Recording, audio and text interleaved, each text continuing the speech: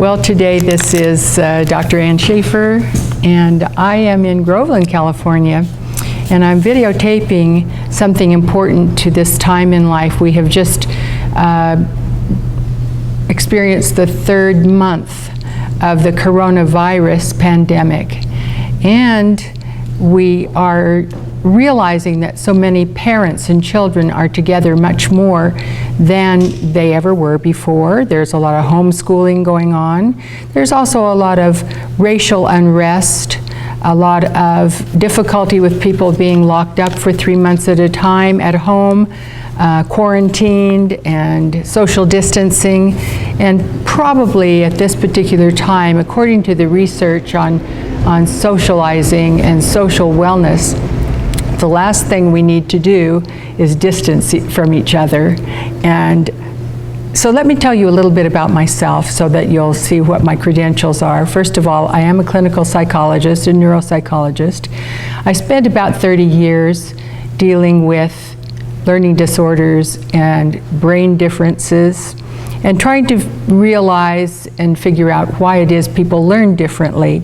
I came up with a lot of evidence for that, but right now I want to put this in the context of what we're living with, because more than ever we need to understand differences and value differences. So in my book, which is called Ask Dr. Ann About Learning and Education, I wrote a chapter about differences. And I quote Eugene Edwards saying that if by saying that all people are born equal, you mean they are equally born, then that is true. But true in no other sense. Birth, talent, labor, virtue, and providence are forever making differences. Differences are things that challenge our assumptions, and that's what Ann Wilson Schaef said in her wonderful books. Differences challenge assumptions. We make so many assumptions in life that people know something when they don't. I learned that from my students. I had to be taught by my students how to teach, and I always said it wasn't learning disabilities that were happening, it was teaching disabilities, and it was up to me to find the key for the lock. Carol Pearson also wrote some books about differences, and she said, it is critical for both more privileged and relatively more oppressed groups to listen to each other's pain without playing the who is more oppressed game. And right now in this country, in the United States of America, we may be playing the who is more oppressed game, and that's never healthy. So let's talk about what's going to make a difference in education, and with parents and children being more together, and workers and workplace being different, being on Zoom or being with distance learning. What happens? What's supposed to happen, and what's going to help us be well and help us be whole? Because a very favorite author of mine, Joe Dispenza, said, my thinking creates my reality and the outcomes.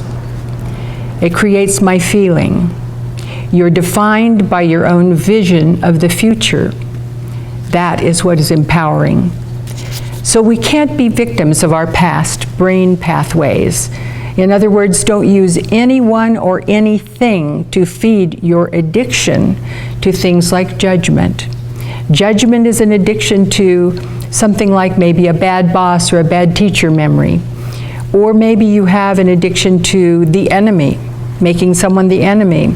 And you use this memory to feed the addiction to hatred.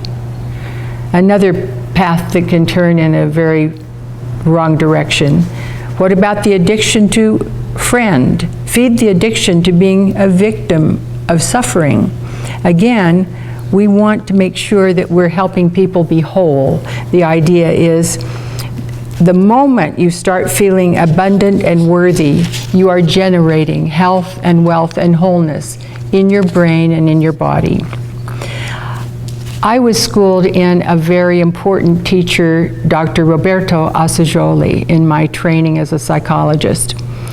I didn't think I could be a psychologist. I knew I could test people for learning disorders, but I didn't think I could do anything like therapy till I found Dr. Roberto Assagioli's work.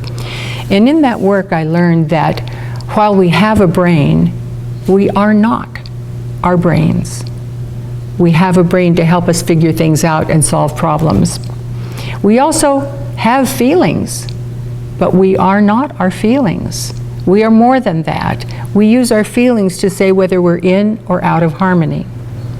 We also, he teaches, have a body, but we are not our body. Some people think we are. They might be called athletes, I'm not sure. Although athletes, some spiritual athletes going around these days, and in really great ways. Our bodies are given to us to navigate the planet, to get us from point A to point B. So while we have a body, we have a brain, and we have feelings, we are not any of those three things. We are more than that. We are a spirit, if you will, a soul in a physical body. And what is our purpose on the planet is the most important thing that you can learn about yourself. And where you place your emotion is where you will place your energy. And what is your purpose on the planet? Most important thing you can learn about yourself. So I had a column called to Ask Dr. Ann for the Literacy Coalition some time ago. And this adult student was fired from his job. He recently got a divorce, and he was emotionally very, very low, and he missed or was late to sessions, and the tutor said, I don't want to drop him. The teacher said, I don't want to drop him, but I don't think I'm making very much progress at this rate. He's ready to give up, and many people are depressed at this time in life. He's such a nice person. So what can I do about this situation? And this came from a person in Boise, Idaho, that was tutoring this adult learner. I said to her, your letter and your question represents the sentiments and the experiences of many of our tutorial colleagues around the country. Adult literacy coexists with low literacy levels. That students do have personal and psychosocial conditions that coexist with difficulties. Adequate social competence, self-esteem, motivation, emotional maturity may be eroded or underdeveloped in these kinds of individuals. I found that a lot in my teachings. Alongside underdeveloped reading skills. Well, these days, thankfully, we don't even have to actually learn how to read, though it is a nice brain exercise. You can listen to books. You can have books on tape. You can even have someone dictate to someone to write letters, or you can use the software that turns speech into print.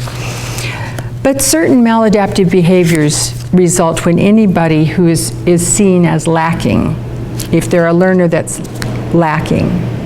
So avoidance behaviors happen, and then it's difficult to replace habits that produce more positive and desired results, both in the workplace and in the individual's personal life. So in a recent edition of Healing, which was a journal on communication in the healing relationship, it focused entirely on the subject of learning. Dr. Markova's new book, No Enemies Within, said our entire educational system is organized around how many things we get wrong. And from that early conditioning, we move on to ever more appraisals, evaluations, examinations, and then we seem to continuously fall short. What is it about the education system that has to only notice what's wrong? How about what's right with what we're doing?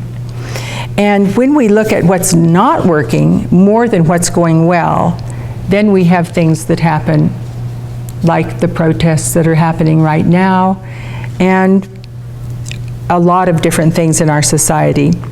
So this lady was challenged to count the number of stories on the news that are positive, or humorous, or happy, or heroic, compared to the number that are violent, or depressing, or negative or sad. And you will be astonished at that count. Just try it. Then sit down and tape record your next session with your student or your child if you're working with your own child. See how many times you pointed to something right that they got right compared to how many times you stated what was wrong and what needed to happen next. Providing contrasts in a more gentle, questioning form will achieve the desired results when the student makes an error. We call it an error. If people are empowered to make their own choices, we can get a lot farther with them. You might say, are you thinking of this or are you thinking of that? And give 2 plausible choices. If you are trying to decide whether the word is stop or spot, you might say, what does it end with? And then make the mouth movement. Scientists tell us that there are ultra-microscopic particles recently discovered in the field of quantum physics. Those particles are called quarks.